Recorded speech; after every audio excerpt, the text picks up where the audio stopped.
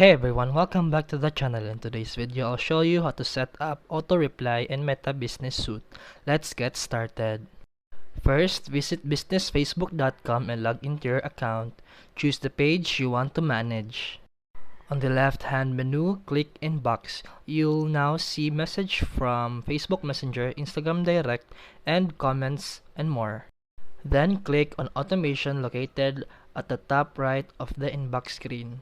You'll see several automation options: instant reply, away message, unanswered message identifier, page recommendation, responses. Then click on instant reply, then turn on the feature using the toggle switch. Then choose the channel, Facebook, Instagram, or both. Type your auto-reply message in the message box. You'll also see a preview of your message on the right side. Once it's done, click Save Changes at the bottom. And that's it for today's video. If you found this helpful, please like and subscribe for more videos. See you in the next one.